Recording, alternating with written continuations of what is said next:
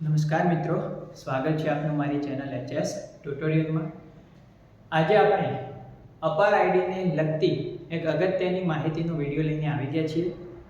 મિત્રો, આપણે જાણીએ છીએ કે અપાર આઈડી જે છે એ અપાર આઈડીની અંદર વિદ્યાર્થીનું અપાર આઈડી જનરેટ કરવા માટે એનું સ્કૂલના રેકોર્ડમાં જે નામ છે અને આધાર કાર્ડ પ્રમાણે જે નામ છે બંને નામ exact same to same match થવા જોઈએ, તો જ એ વિદ્યાર્થીનું અપાર આઈડી જનરેટ થઈ શકે.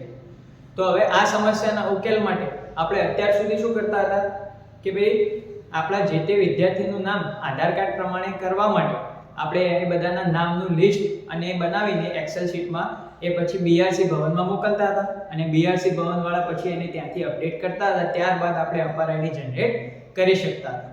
પરંતુ મિત્રો એક નવી અપડેટ આવી છે કે જેના દ્વારા હવે દરેકે દરેક શાળા પોતે જ વિદ્યાર્થીનું નામ આધાર કાર્ડ પ્રમાણે અપડેટ કરી શકશે. એના માટે હવે તમારે લિસ્ટ બનાવીને બીઆરસી ભવનમાં મોકલવાની જરૂર નથી. તો આજે આપણે આ વિડીયોમાં એ જોઈશું કે કઈ રીતે તમે વિદ્યાર્થીનું નામ આધાર કાર્ડ પ્રમાણે અપડેટ કરી શકો છો અને કેવી રીતે કરવું એ આખી પ્રોસેસ આપણે સ્ટેપ બાય સ્ટેપ સમજીશું. તો વિડીયો આપ ધ્યાનથી જોતા રહેજો, જેથી કરીને માહિતી તમને સરળતાથી ખ્યાલ આવી જાય અને તમે વિદ્યાર્થીઓના નામ આધાર કાર્ડ પ્રમાણે અપડેટ કરી શકશો. તો નામ અપડેટ કરવા માટે સૌ પહેલા તમારે Google Chrome કે Google કોઈ પણ બ્રાઉઝર ઓપન કરવાનું છે. એ બ્રાઉઝરની અંદર સર્ચ બારની અંદર જઈ તમારે સિમ્પલ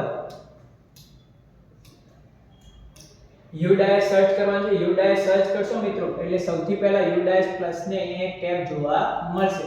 તો એના ઉપર ક્લિક કરી તમારે UDIS પ્લસ ની ટેબ સર્ચ કરી લેવાની રહેશે.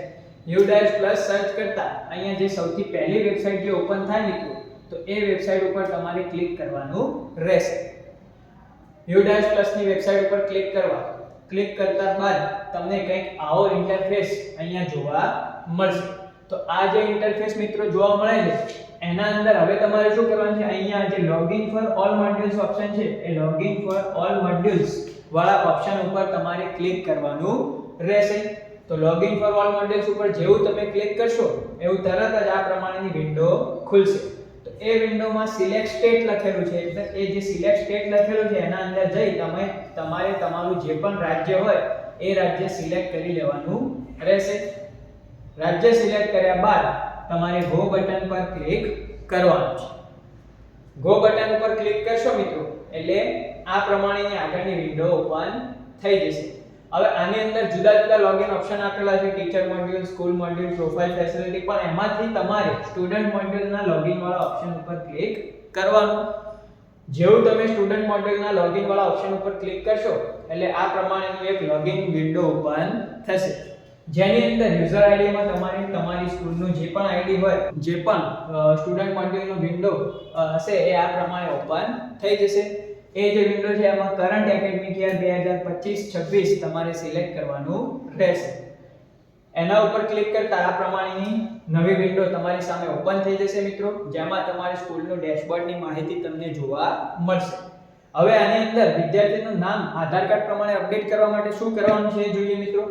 તો સૌથી પહેલા તમારે જે પણ વિદ્યાર્થીનું નામ અપડેટ કરવાનું હોય તો એ વિદ્યાર્થીની જે પણ માહિતી હોય એ માહિતી જે ક્લાસમાં વિદ્યાર્થી ભણતો હોય એ ક્લાસના અંદર વ્યૂ અને મેનેજમાં જવાનું છે. તમારે વ્યૂ અને મેનેજમાં ગયા પછી વિદ્યાર્થીની જે માહિતી ઓપન થાય એ માહિતી ઓપન થયા બાદ અહીંયાથી જે વિદ્યાર્થીનું નામ તમારે અપડેટ કરવાનું હોય એ વિદ્યાર્થીનો પેન નંબર જે છે એ પેન નંબર તમારે સિમ્પલ અહીંયાથી સિલેક્ટ કરીને કોપી કરી લેવાનો રહેશે. પેન નંબર કોપી કર્યા બાદ તમારે અહીં ડાબી બાજુ જે સ્ટુડન્ટ નેમ અપડેટ વાળું ટેબ આપેલું એ ટેબ પર ક્લિક કરવાનું રહેશે. એના ઉપર ક્લિક કરતા આ પ્રમાણેની નવી વિન્ડો ઓપન થઈ જશે, જેમાં સ્ટુડન્ટનો અહીંયા પેન નંબર માંગેલો છે. તો તમે જે પેન નંબર કોપી કરેલો હોય તે અહીંયા પેસ્ટ કરી દેવાનો છે. પેન નંબર પેસ્ટ કર્યા બાદ અહીંયા ગો બટન પર ક્લિક કરવાથી એ જે પણ સ્ટુડન્ટનો પેન નંબર હશે એની સંપૂર્ણ માહિતી અહીંયા તમારી સામે ઓપન થઈ જશે. તો એ જે વિદ્યાર્થીની માહિતી ઓપન થાય એની અંદર અહીંયા આપેલું છે name of student as per Aadhaar card, એટલે કે વિદ્યાર્થીનું આધાર કાર્ડ પ્રમાણેનું નામ અહીંયા દર્શાવેલું હશે. તો એ જે પણ નામ હોય એ નામ તમારે સિમ્પલ આ રીતે સિલેક્ટ કરી લેવાનું રહેશે. નામ સિલેક્ટ કર્યા બાદ એને કોપી કરી લેવાનું. કોપી કરીને અહીંયા નીચે બોક્સ આપેલું છે student name as per school record, એટલે કે સ્કૂલ રેકોર્ડ પ્રમાણે સ્ટુડન્ટનું નામ, એમાં તમે જે નામ કોપી કરેલું છે મિત્રો એ જ નામ અહીંયા સેમ ટુ સેમ પેસ્ટ કરી દેવાનું રહેશે. અને એ નામ પેસ્ટ કર્યા બાદ જેવું તમે અપડેટ રેકોર્ડ બટન ઉપર ક્લિક કરશો તરત જ એ વિદ્યાર્થીનું નામ થોડા સમયની અંદર આ આધાર કાર્ડ પ્રમાણે અપડેટ થઈ જશે.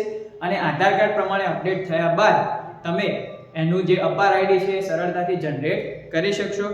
જો તમારે અપાર આઈડી કઈ રીતે જનરેટ કરવું એ બાબતનો પણ વિડિયો જોઈતો હોય તો નીચે કોમેન્ટની અંદર જરૂરથી જણાવજો. આશા કરું છું કે વિડિયોની માહિતી તમને ઉપયોગી નીવડશે. સાથે જ દરેક મિત્રો જે પણ આ વિડિયો જોઈ રહ્યા હોય એ વિડિયોને લાઈક કરી ચેનલને સબસ્ક્રાઇબ કરવાનું ભૂલતા નહીં, જેથી આવનારી આવી જે પણ નવી શૈક્ષણિક અપડેટ હોય શૈક્ષણિક અપડેટનો વિડિયો તમને ચોક્કસપણે નોટિફિકેશનમાં મળતો રહેશે. ફરી મળીશું. જય હિન્દ, જય ભારત.